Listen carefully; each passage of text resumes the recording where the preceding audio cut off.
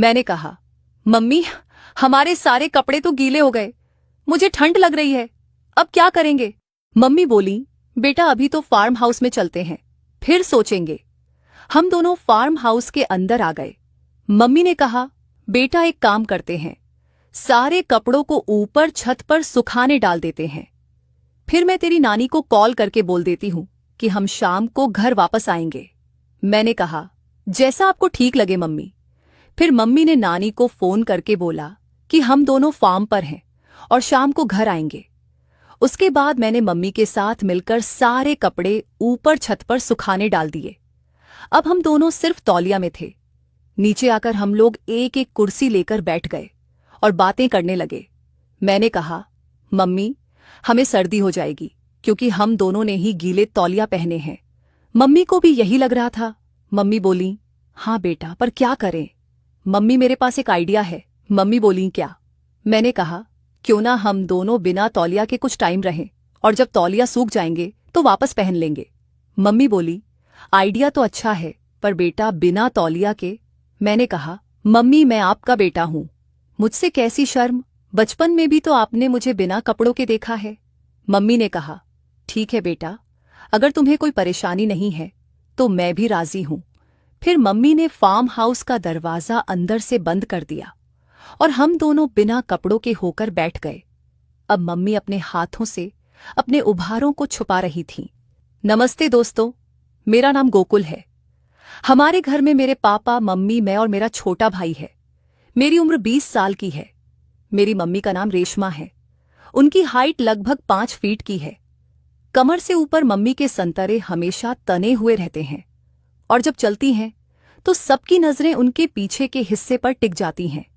मेरी मम्मी ज्यादातर सादी पहनती हैं, लेकिन वे रात को सोते समय कभी कभी नाइटी पहन लेती हैं।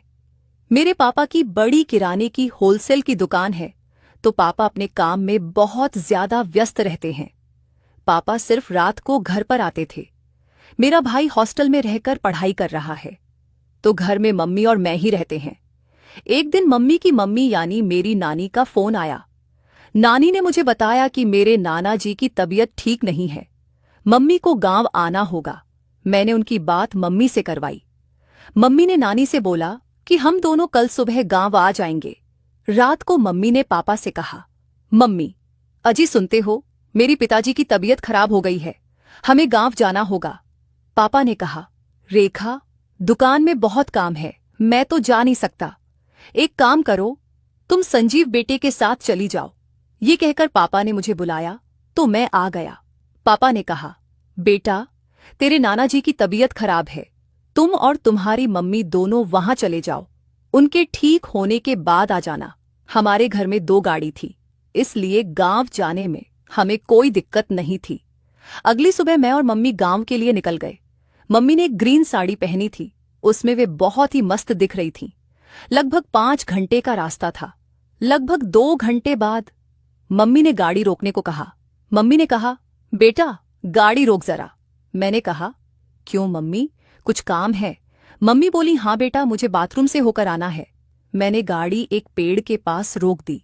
मुझे मम्मी को देखना था तो मैंने मम्मी से बोला, मम्मी मुझे भी जाना है। मम्मी ने कहा, ठीक है, तुम भी उतर कर आ जाओ। फिर मैं पेड़ के पास और मम्मी मेरे से थोड़ी दूर होकर बाथरूम में चली गई। मैं जहां खड़ा था वहां से सब दिख रहा था।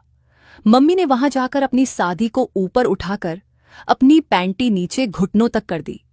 मुझे उनकी पीछे की दिख रही थी, उनकी पीछे की गोल थी। ये सब देखकर मेरा औजार तनाव में हो गया। फिर जब मम्मी वापस पीछे मुड़ी तो मैंने उनको अनदेखा कर दिया, पर मेरा औजार तना हुआ था और बाहर ही निकला हुआ था। शायद मम्मी ने भी मेरा औजार देख लिया था।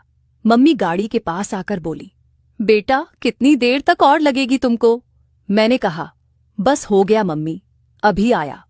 मैं जल्दी से आया और हम दोनों आगे चल पड़े। कोई 3 घंटे बाद हम लोग गांव पहुंच गए। नाना नानी हमारे आने की राह देख रहे थे।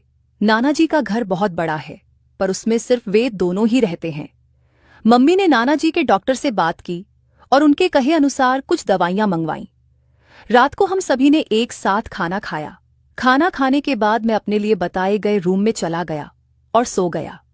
सुबह उठा और बाथरूम जाने लगा तो बाथरूम अंदर से लॉक था। मैंने कहा, कौन है अंदर? मैंने आवाज लगाई तो अंदर से मम्मी बोली, बेटा मैं हूं, रुको जरा। बस 2 मिनट में आई। कुछ टाइम बाद मम्मी एक तौलिया बांधे हुए निकली। वह तौलिया उनके पीछे के हिस्से के नीचे तक ही आ रही थी। ऊपर से मम्मी के आधे संतरे दिख रहे थे। जब वो बाहर निकल रही थीं, तो जल्दबाजी में मुझसे टकरा गई और उनकी तौलिया थोड़ी सी नीचे सरक गई। मम्मी ने अपने एक हाथ से तौलिया पकड़ धा और दूसरे हाथ से अपने संतरों को छुपाने लगी। मैंने कहा, सॉरी मम्मी। मम्मी अपना तौलिया ठीक करके बोली, कोई बात नहीं बेटा। ये कहकर मम्मी ने मुझे एक मुस्कान दी और वे कमरे में चली गईं। इधर मैं बाथरूम में घुस गया। अंदर जाकर मैंने देखा कि मम्मी की बनियान और पैंटी वहीं पड़ी हुई थी। मेरे अंदर ये सब देखकर उत्साह आ गया। मैंने मम्मी के संतरों को तो देख ही लिया था। औजार से खेलने के बाद फिर मैं नहाकर बाहर आ गया और ब्रेकफास्ट करके घर के बाहर बैठ गया था। कुछ देर बाद मम्मी भी आ गई और वे मेरे साथ बैठकर बातें करने लगी।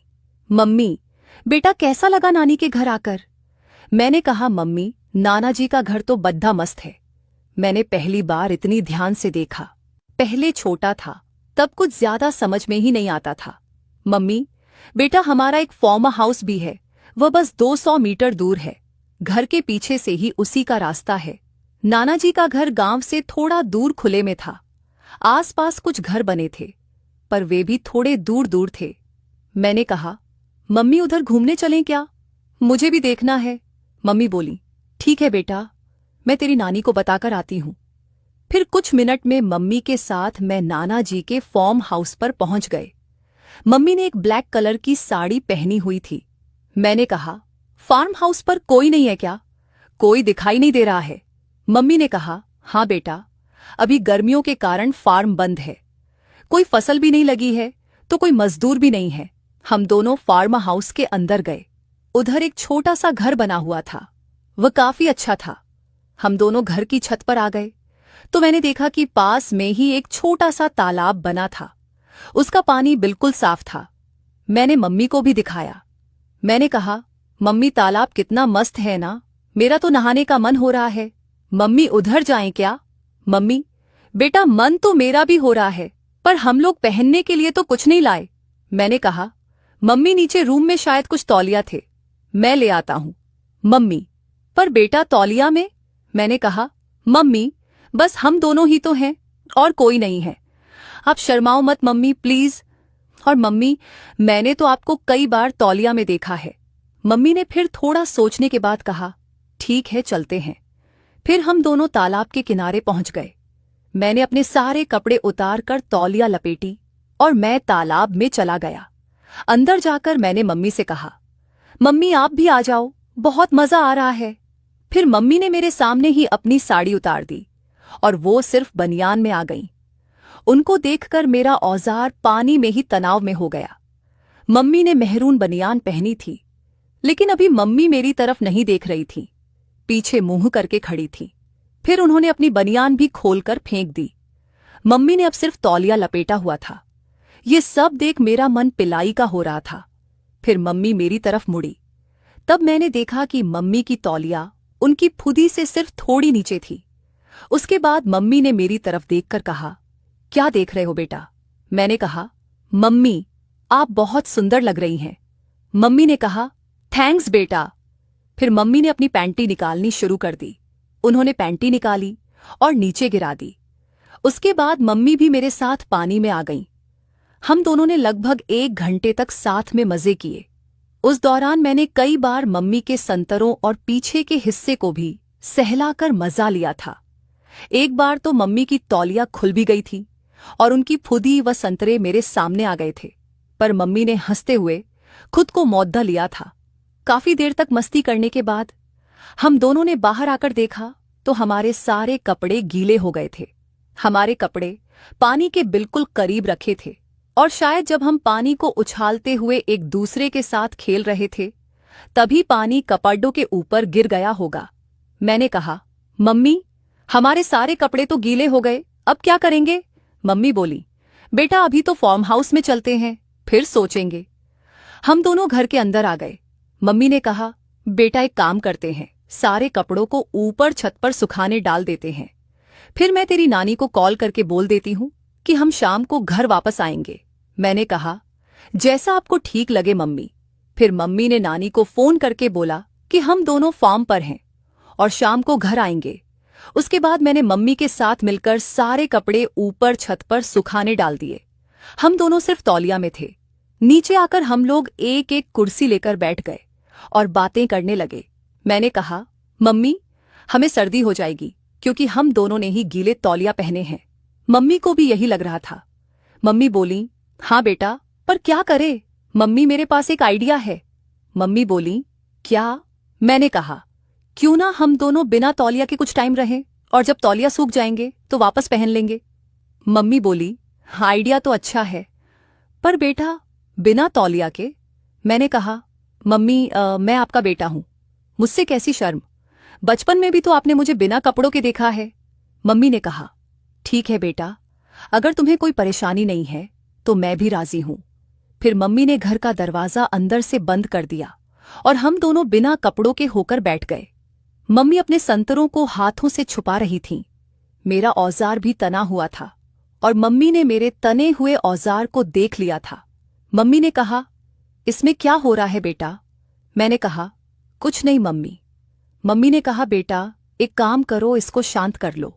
मैं समझ गया कि मम्मी मूड में है और उन्हें मेरे साथ पिलाई में कोई दिक्कत नहीं है। अब मेरा एक हाथ मम्मी के पैर पर था और एक हाथ उनके कंधे पर था। धीरे धीरे मैंने नीचे एक हाथ ले जाकर मम्मी के संतरों को सहलाना शुरू कर दिया। मम्मी ने मेरे एक हाथ को उनके दूसरे संतरे पर रखते हुए कहा, बेटा इसको भी सहलाओ ना। अब मम्मी के मुंह से धीमी धीमी आवाज निकलने लगी थी। कुछ ही मिनट बाद उन्होंने अपने एक हाथ से मेरे औजार को भर लिया और उसे सहलाने लगी। हम दोनों पूरे उत्साह में एक दूसरे को किस कर रहे थे। मम्मी मेरे औजार को मस्ती से सहला रही थी। कुछ देर बाद मैंने मम्मी को अपनी गोदी में उठा लिया और अंदर बने बेडरूम में ले गया। उधर मैंने उन्हें बेड पर लिटा दिया। मम्मी ने कहा, बेटा इसके बारे में किसी को बताना मत, ये बात सिर्फ हम दोनों के बीच रहनी चाहिए। मैंने कहा, हाँ मम्मी। फिर मैंने मम्मी को बेड पर लिटाकर उनके दोनों पैरों को फैला दिया और अपना औजार फुदी पर सहलाने लगा। फिर मैंने अपना औजार फुदी के थोड़ा अंदर करा तो मम्मी कहने लगी, बाहर करो इसे। मैंने औजार बाहर निकालकर मम्मी से पूछा, मम्मी क्या हुआ?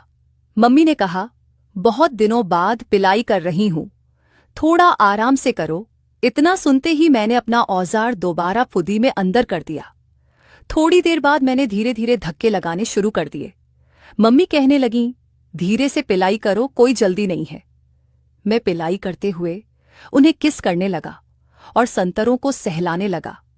मैंने अपनी स्पीड थोड़ी और बढ़ा दी।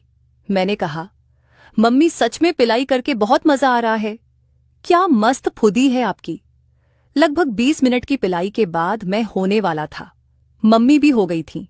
मैं बहुत स्पीड में पिलाई कर रहा था, पूरा बेड हिल रहा था। जब मैं होने को हुआ तो मैंने रस अंदर ही निकाल दिया। उसके बाद हम दोनों ने 3 बार फार्म हाउस में पिलाई करी। फिर हम शाम को घर आ गए। रात को मम्मी ने नानी से कहा, मैं बेटे के साथ रूम में सो जाऊंगी। इस तरह से हम दोनों कई दिन तक नाना के घर रहे, रोज दोपहर में और रात को 1 बजे तक हम पिलाई का मजा लेते थे। उसके बाद हम अपने घर चले आए। घर पर भी हम दोनों पिलाई का मजा लेने लगे थे। पापा अक्सर दुकान में होते थे तो दिन में खुलकर पिलाई का मजा लेते थे।